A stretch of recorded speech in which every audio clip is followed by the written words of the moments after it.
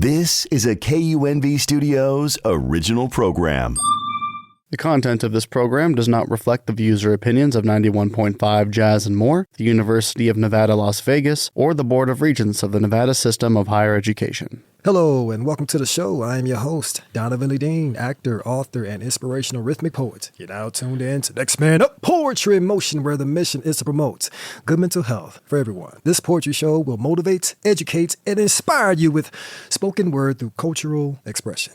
We have a special guest today, Billy Allen, who has put a stamp in the Vegas Valley as a librarian, now branch manager for Whitney Library in Las Vegas, Nevada.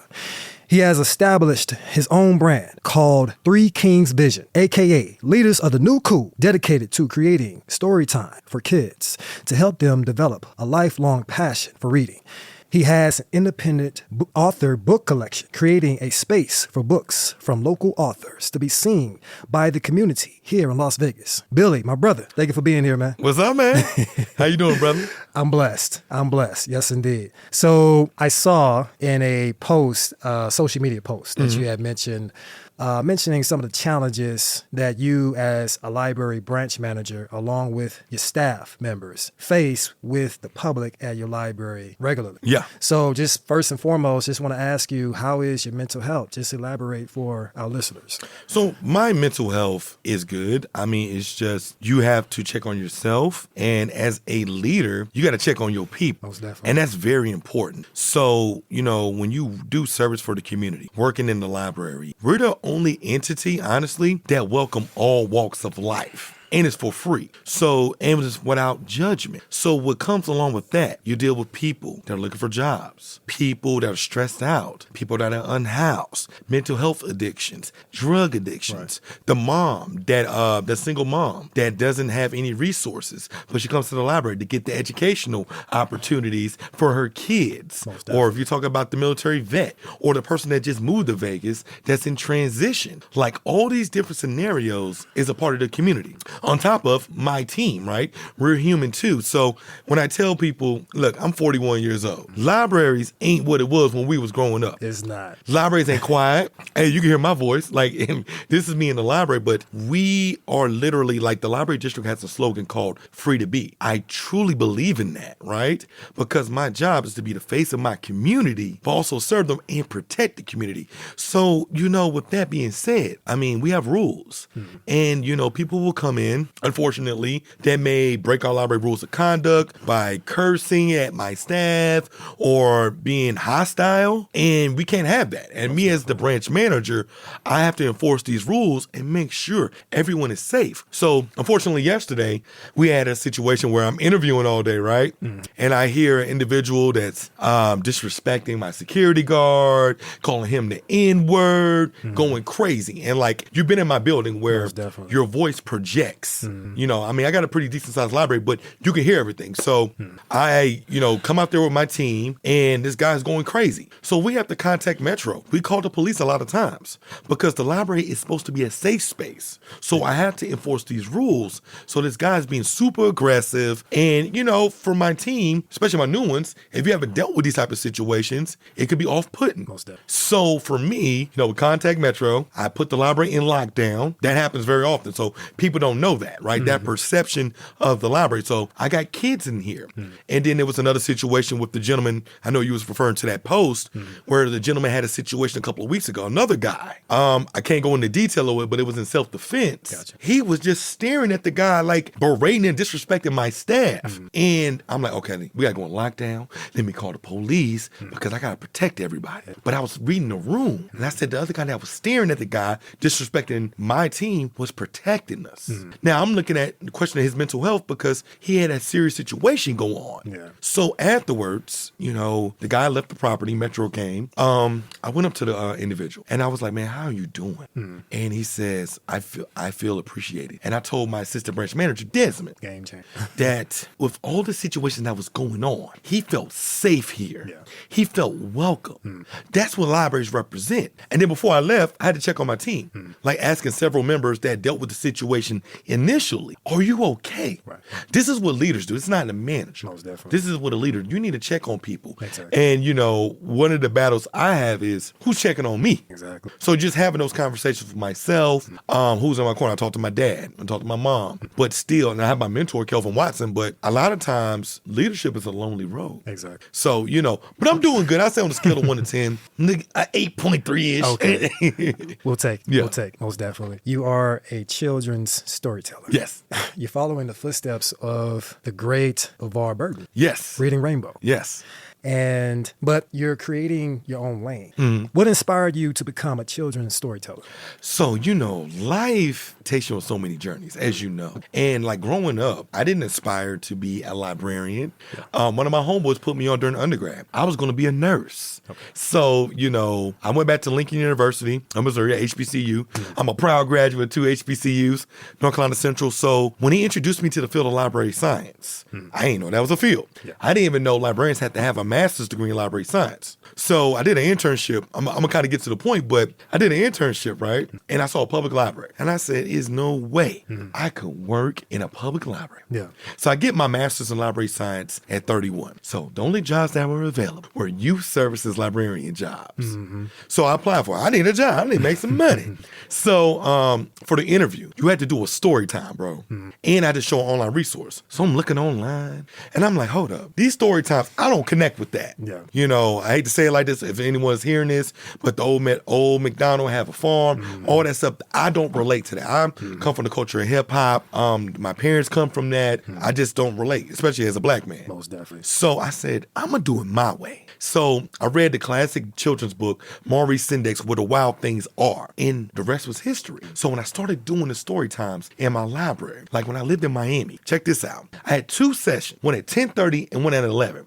It was ranging between 150 to 250 people, both sessions. Okay. So I told my homeboys, I'm like, look, I'm going to do a kids show. I'm going to create a platform for kids of color or just people in general to develop the lifelong love of reading because I haven't seen it since Reading Rainbow.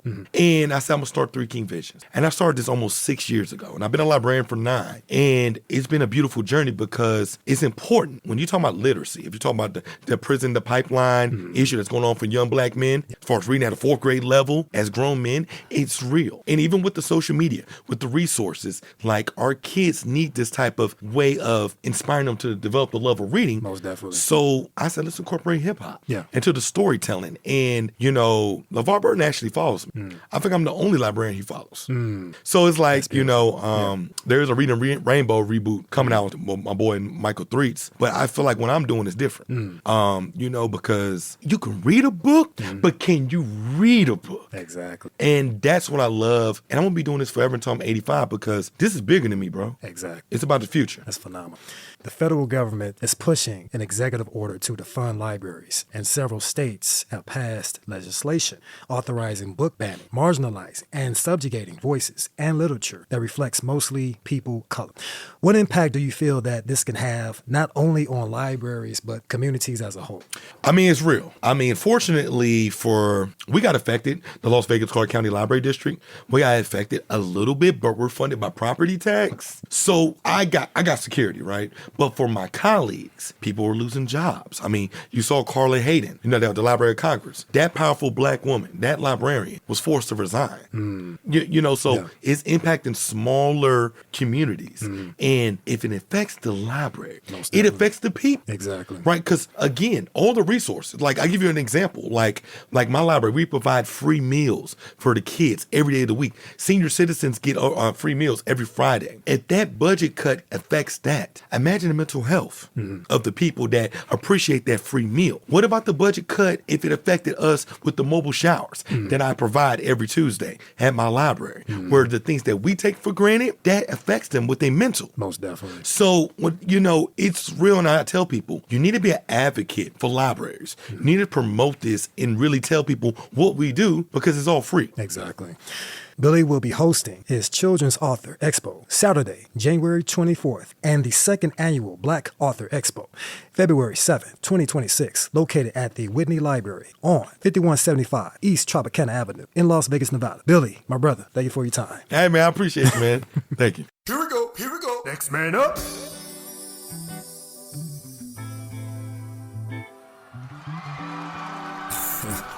What's good, world? Show you right. Allow me to speak to you tonight. For the people. As I walk through God's precious playground, shade cascades upon me. It's persistent. But why? Pause. I reflect. I go into effect. I see a bruised man who kneels from the compressions of gravity and agony. His flesh is eaten away from the air molecules by the second. Soon it will eat away his muscles and tissues. Soon he'll disappear. He needs medic but has no insurance. Pause, reflect. A shade that cascaded upon me for days finally goes away. A beam of light shines on both of us to highlight our moment. I offer him a smile. He reciprocates. I relieve the tension in his shoulders with the palm of my hand.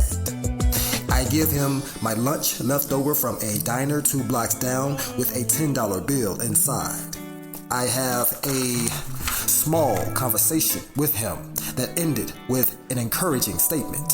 Stay strong, King. God's got you. He smiled again, then ended our moment with a thank you. That moment made my day. That moment reassured me the fundamentals of humanity. I realized that humanity thrives with moments like this. Thrive on.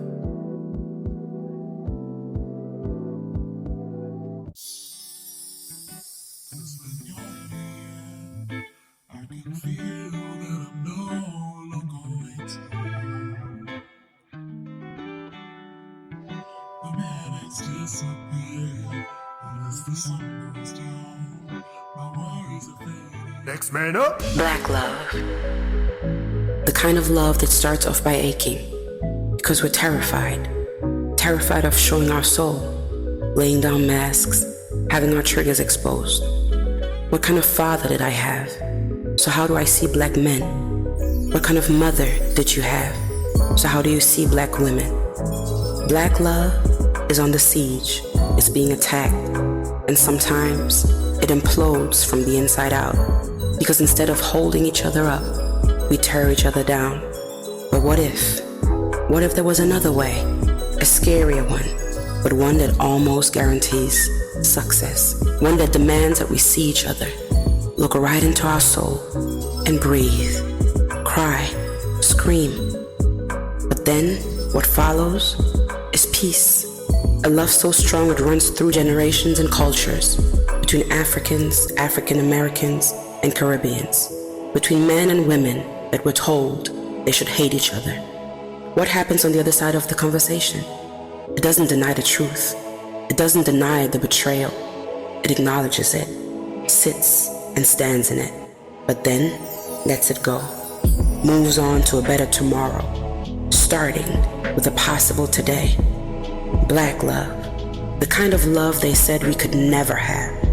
Brothers and sisters not from another mother, but from the same father, the one above. Black love, the one that builds communities, black Wall Streets like the ones we saw burned down. True love, like a man and a woman holding hands through trauma, healing together, walking the path that's narrow so that our children have a broader path. Reinvented love, the one that doesn't follow rules, but follows values and standards, uplifts women and honors them, sees the queen and treats her like one, so she can hold up her king. Let him come home to a safe space where she can hold his soul, cover his heart, and be the one to protect him for once. Do you believe in black love?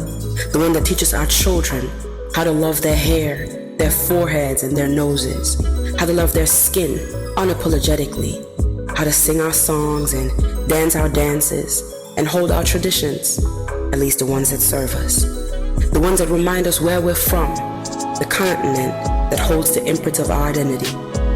I believe in black love, so I'm waiting waiting for my king to find me, to recognize his queen amidst all the other women that claim they desire him. But I'm the only one who truly sees him. That's my kind of love. Black love.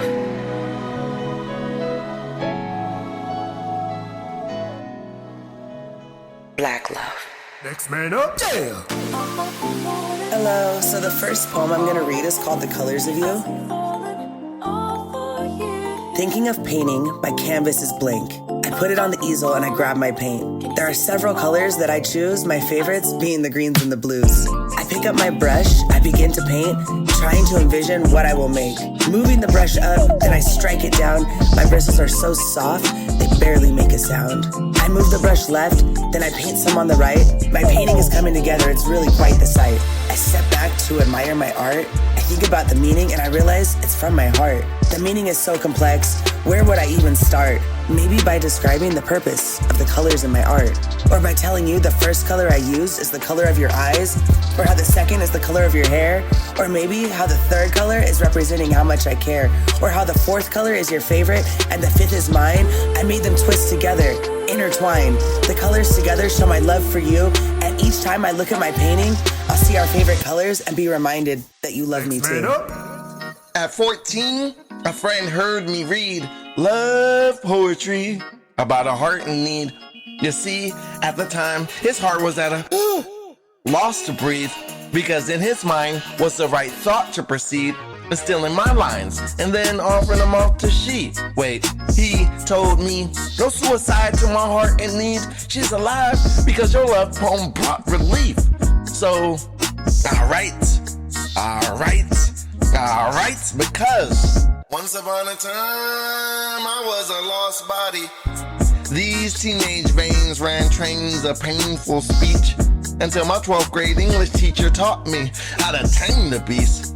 She gave me a pen and pad with a task after class and said, here's your chain and leash. Go release those highs and lows and in-betweens, and then you'll see all your pain put at ease. So, alright, because my right fist represents the cut wrist and hand slit of over 1,000,001 slaves forced off hardships. Their privilege to write and read was stripped. So I write and read everything for everyone missed, because without them, I wouldn't exist. So, alright, because I'm from East Oakland, the Bay A, bruh, where the murder rate stays at a constant pace, bruh. Of someone killed nearly every other day, bruh. Man, my birthplace is a hurt ache. Painted walls crafting in madness, though all were gathering sadness to believe they did everything differently, when in fact, ain't nothing changed, bruh. So, alright, because the moment of relief I receive from completing a written piece is similar to taking a dump. Ooh. After it's been about a week. But not like a sense of relief in the beliefs that 9% of the globe goes to sleep with nothing to eat. No relief when firefighters, teachers, doctors, police earn less than entertainers and athletes. No relief when more blacks and browns in jails than excelling in college. No relief when the wealth is health while the ignorant ingest fake knowledge. So, alright, because I don't know how to write right. When what's left becomes right, then death strikes and I'm left to write about the loss of life. Yet, if I didn't write, I'd have lost my life to suicide. So, who am I to choose sides and cross lines or do or die? Why do I recite lines like an Albert Camus type? The meaning of life is whatever reason you have not to kill yourself. Do I write for self as a cry for help? Do I write tasty trash for massive shells? Do I write for relief from the beast deeply held? Do I write for the kid who doesn't fit in with no one else? So I write, why?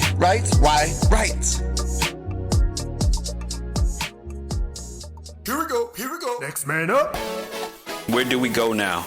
This is a forest wide, out in the open air with plenty place to hide, and many more to seek. This is discovery. So many go alone, but will you go with me? I mean, to journey on, as many dare to do. It's such a place to be, but better off with you, and better off with us, on the unwritten path. Let's make it worth the risk, and all the aftermath. Next man up. This poem is titled The Anxious Poeta. It's been a minute since we last spoke. I've lost some loved ones along the road, been healing and experiencing growth, lost myself and felt alone. The anxious poeta who always has hope. Even when it got dark in the depths of the unknown, I managed to climb back up to my throne. My mind always in the clouds, but I'm still in my zone. These past few years have been a blur. Finally did therapy, it eased the hurt. Learning every day about my self-worth. Setting boundaries, I tend to give too much, but don't get the same in return. I live my life on my own terms. Selective with my inner circle and my words. I have a huge heart, keeping it safe, no longer getting hurt. Healing my inner child was the cure. I take walks that give me peace. My anxiety is always within reach. It's played a role in achieving my dreams, but it's also made it hard to breathe. My view of leaning into the bathroom sink almost became a ritual I didn't need. Realized my anxiety will always be a part of me, learning to not see it as my enemy. But it gets tough when my stomach is in knots. Nausea, vomit, ruminating thoughts.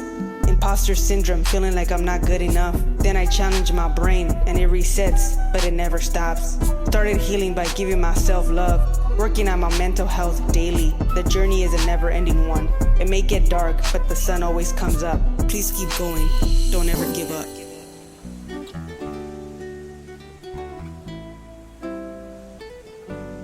Don't ever give up. Next man up. Yeah. Passionate women who knew spiritual things wrap me up in your arms and bathe me in oils, clean me quick before I spoil, pour in, wring out, remake me whole.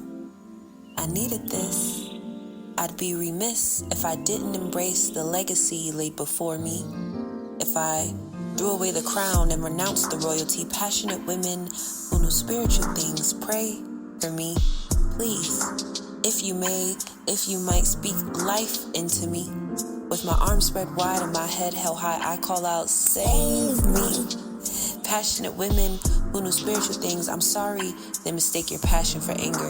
I'm sorry they criminalize your expression of anger. And I'm so sorry there's so freaking much to be so angry about, and you never receive the same tenderness as your crocodile crying counterparts. You women who are mother, father, sister, and aunt, who carry the weight of every mistake made by the women before you, by the men who disappeared, by the boys who hurt you, and by the other girls with the same heavy weight, sad eyes, and loud burdens.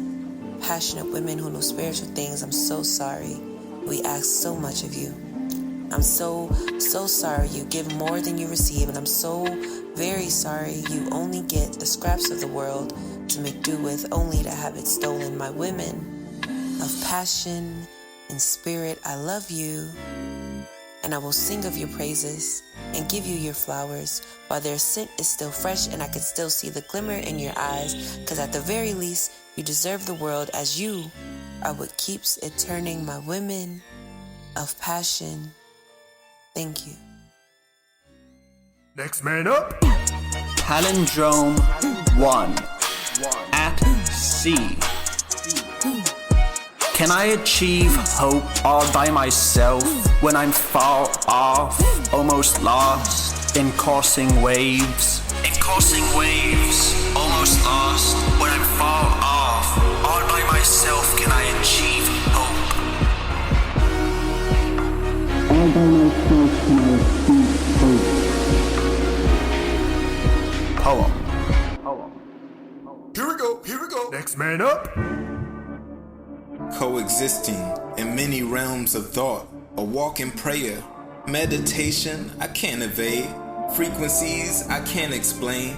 Speak to me in wisdom's name. I've been on that resonance before they coined it Schumann's. Babylon can't control me. I broke out the show like I was Truman. The human programmed analytics can't measure the spirit, thus they can't fully study us. At this point it's apparent, know thyself, mental, physical, and etheric. Lyrics tap into your central node, to the soul, you can feel it. Sit in the sun, download codes, I can hear them. There's a natural mystic flowing on Mother Nature's biorhythm. Get on beat, connect with every single living organism. Like ancestors, before these evil ways of the system. Walking the less traveled road, I have seen many visions. Many nights sitting still, yet still I listen. Guidance enters a vessel with pure precision. A choice to make daily. Why do we wrestle? Right decisions. Tussling with the test. Illusions carrying us away from the way we already know is best. Come back home, beloved. You no longer have to beat an ego's chest. Perch inside like an eagle in its nest. Followers cliff dive into the next trend. Since you always been taking heed to the riddles the elders were attesting. Now I'm years ahead with good investments. Just bump my head a little less than. Nonetheless, an imperfect perfection. A walking prayer, avid meditator. Realms of thought, between each I'm a mediator. A metaphor of sorts. Seeing obstacles as sport, I must master. Slow and steady wins the race. I learned that in the beginning chapters of a book without middle or end. Life goes on again and again. I write on and on with my mind as my ink and my soul as my pen.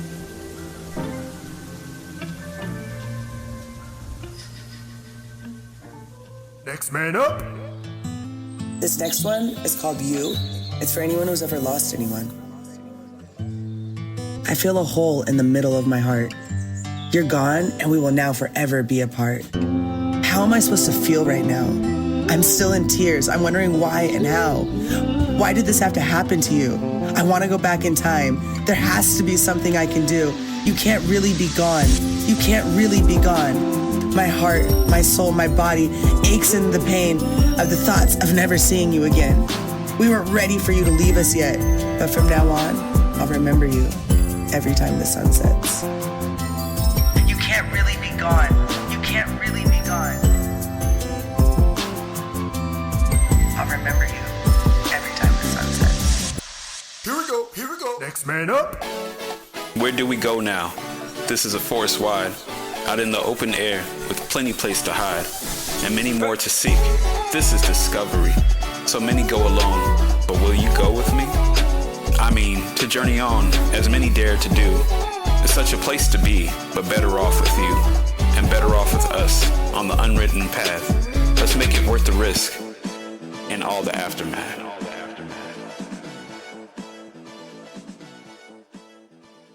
Next man up. Yeah. In the absence of the sun, I dream of hope, but my eyes tell stories of a wounded heart. Throughout my trials and tribulations, I have sought a better way to understand myself, to wrap my mind around this life and make it mine. I am in search of serenity's gentle touch, but these karmic entanglements keep me chasing the darkness that lives within. Combat comes with a price tag, and I must give in to complete the mission.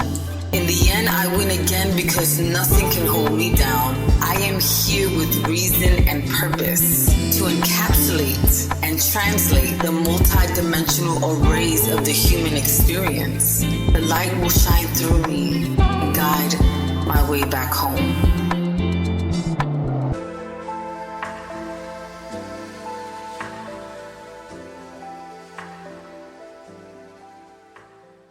Thanks for tuning in to Next Man Up Poetry in Motion. I am your host, Donavan LeDean. To see my inspirational and poetry reels, you can go to YouTube at Donavan LeDean. Also, you can find my poetry books, children's books, and coloring books on Amazon under my name, Donavan LeDean. For actor or poets bookings, you can contact me via email, dvmedia10@gmail.com. Special thanks to my guest, Billy Allen, for stopping by for insight on life as a librarian and the current social issues that impact our libraries. I would like to thank Stuart J. Elsie for his generous donation, making it possible for you, our listeners, to listen to more frequent radio programming. I am Donavan LeDean, actor, author, and inspirational rhythmic poet. Until next time, peace. Yeah!